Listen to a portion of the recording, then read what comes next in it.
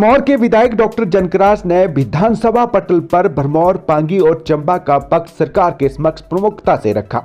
मौका था वित्त वर्ष 2025-26 की सामान्य चर्चा का। इस दौरान उन्होंने सामरिक और व्यवहारिक तर्क के साथ अपने अंदाज में भरमौर, पांगी और चंबा की पब्लिक के हित की पैरवी की। ऐसा करके उन्होंने चंबा जिले की जनता का दिल जीतने का काम किया है। इसकी जानकारी मीडिया से गुरुवार को 4 बजे साझा की। इस बजट में जनजातीय क्षेत्र के लोगों की बात हुई। इस बजट में जनजातीय क्षेत्र के लोगों की बात हुई और जनजातीय क्षेत्र, जब मैंने इसको पढ़ा बजट को, तो मुझे ट्राइबल के लिए कुछ ज्यादा विशेष मिला नहीं इसमें। जैसे किन्नौरी, लाहौली, गद्दी, हम जैसे लोगों के लिए कोई योजना नहीं, कोई बजट आवंटन नहीं। मेरे भेड़ पालकों की प्रतिदिन पशुधन की चोरी हो रही है, उनके पशु जो है वो बीमारियों से मर रहे हैं, उनके चारागाहें कम हो रही है, उस पर कहीं कोई बात नहीं है। मेरी जनजातीय लोगों की विशिष्ट भौगोलिक और सांस्कृतिक आर्थिक चुनौतियां पूरे प्रदेश से अलग है, उस पर कहीं कोई वर्णन नहीं किया गया है। जनजातीय समुदाय की आर्थिक पिछड़ापन और सामाजिक बहिष्कार को दूर करने के लिए कोई कदम नहीं है। इससे आपके बजट से जनजातीय लोगों को मुख्य धारा में लाने और विकास के मार्ग में पिछड़ने के रास्ते खुलेंगे। इस दस्तावेज में जल आपूर्ति, स्वास्थ्य और आपदा जैसी चीजों की बात की गई है। सर्दियों में कैसे आप पांगी और लाहौल स्पीति और किन्नौर में राहत पहुंचाएंगे, इसका कोई उल्लेख नहीं है। आज मेरी महिला ब्लॉक में सुनारा पंचायत के लोग पानी के लिए तरस रहे हैं। जिन पहाड़ों पर बर्फ पड़ा रहता है, वहां लोग पानी के लिए तरस रहे हैं। पाइपें मिट्टी में डाली जा रही हैं, ना सोर्स का कोई लेना देना है, ना कुछ लेना देना है। आपने जनजातीय लोगों की पारंपरिक सुविधाएं, पारंपरिक काम करने के तरीके, जैसे पशुपालन, हस्तशिल्प, जड़ी बूटी संग्रह, इस पर कोई बात नहीं की है। आपका बजट मेरे जनजातीय लोगों को असुविधाओं के अभाव में पलायन करने पर मजबूर कर रहा है, जिससे मेरे जनजातीय लोगों की पहचान खतरे में आ रही है।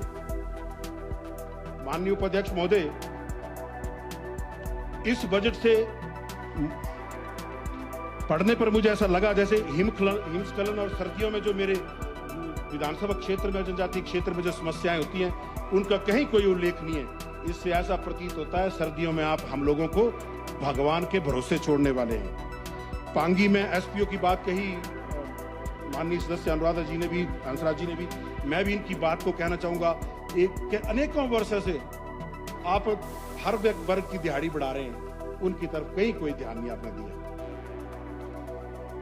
माननीय उपाध्यक्ष जी, मेरी कंस्टिट्यूंसी के कुछ क्षेत्र विशेष उल्लेख करना चाहूंगा। ग्राम पंचायत फागड़ी, चड़ी, दाड़वी, महला, बंदला, बलोट, सुनारा, खुंदेल, बड़गरा, तुंदा, कुनेड़, किलोड़, कुक्ति, होली, चनौता, सांग, गरोड़ा, उलांसा, छतराड़ी, प्यूरा, गहरा, खनी। हालात ये हैं कि बिजली की तारों को पेड़ से बांध के ले जाया जा रहा है और प्रतिदिन मेरे लोगों को, उनके बच्चों को, उनके पशुओं को व्यवस्था परिवर्तन का करंट ये सरकार लगा रही है। लोगों की जान जा रही है, नुकसान हो रहा है। स्कूलों में शौचालय नहीं है, कमरों की कमी है, अपने भवन नहीं है, पशुओं के साथ बच्चों को पढ़ने के लिए मजबूर किया जा रहा है। अध्यक्ष जी का भी ये चुनाव क्षेत्र रहा हुआ है, मैं विशेष तौर पे बता दूं।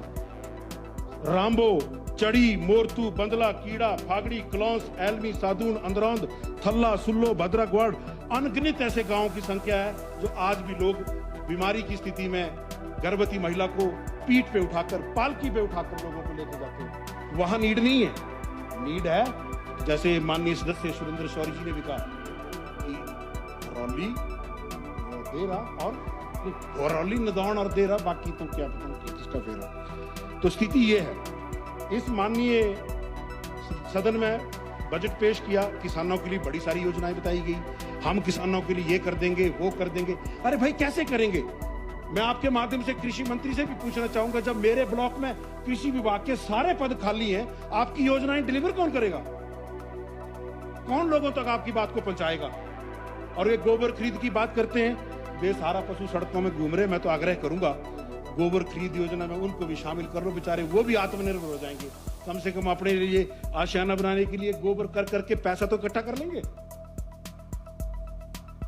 फिर इस बजट में जब इसकी प्लानिंग को मैंने देखा तो एक बात सामने आई कि बड़े बेतरतीब तरीके से कुछ चीजें कही गई हैं और करी गई हैं। एक भारत सरकार ने नीति आयोग बनाया हुआ है।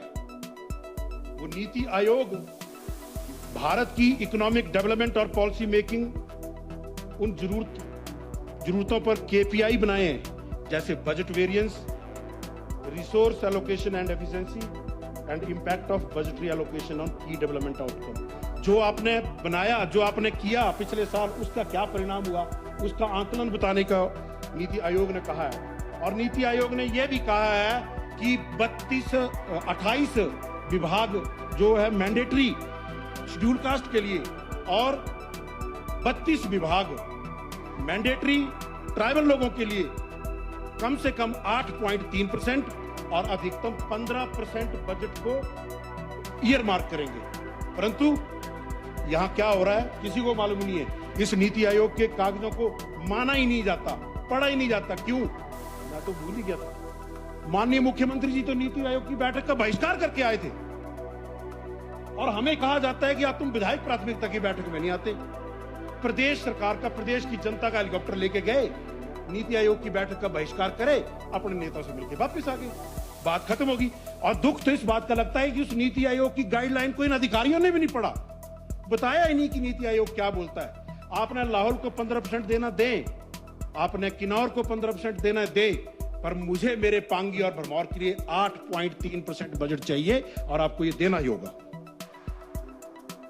इसके बाद बार बार बात कही जाती है कि केंद्र सहयोग नहीं कर रहा, केंद्र सहयोग नहीं कर रहा। मैं एक डॉक्यूमेंट यहां पर अगर आप कहेंगे तो मैं ले भी करूंगा। भारत सरकार ने 27 दिसंबर 2024 को एक अधिसूचना जारी की और कहा कि इन 28 योजनाओं को आप SNF और स्पर्श योजना में डालिए। और अगर आप भारत सरकार के द्वारा तय किए गए मानकों के आधार पर काम करेंगे, 90% आपकी अगर उस पर क्रेडिबिलिटी उतरेगी, तो हम आपको योजनाओं के लिए तो बजट दे ही रहे हैं, उसके अतिरिक्त कम से कम 50 करोड़ और अधिकतम 100 करोड़ पर योजना आपको इंसेंटिव भी देंगे। तो कम से कम 2800 करोड़ आप प्राप्त कर सकते थे। परंतु आपको तो केवल आलोचना करनी है, फेडरल सिस्टम कहना है, फेडरल सिस्टम कहना है। फेडरल सिस्टम का सम्मान करना भी सीखें, फेडरल सिस्टम की गाइडलाइन को मान करना भी सीखें, उनको फॉलो करना भी सीखें, क्योंकि फेडरल सिस्टम भारत के लोगों के लिए काम करता है। माननीय उपाध्यक्ष जी, अब मैं स्वास्थ्य के पे बात करना चाहूंगा। मेरा ये विशेष क्षेत्र है, मेरा इसमें क्वालिफिकेशन है। तो इस बजट को जब मैंने देखा और पढ़ा तो आकलन करने पर मुझे यह लगा कि ये बजट केवल और केवल मुख्य रूप से शहरों और बड़े संस्थानों पर केंद्रित है, जिससे ग्रामीण आबादी, विशेषकर जनजातीय समुदाय, पिछड़े लोग, वो इस स्वास्थ्य सुविधाओं से वंचित रहने वाले हैं। उनको अपनी जेब से पैसा खर्च करना पड़ेगा, जमीनें बेचनी पड़ेंगी, घर बेचने पड़ेंगे।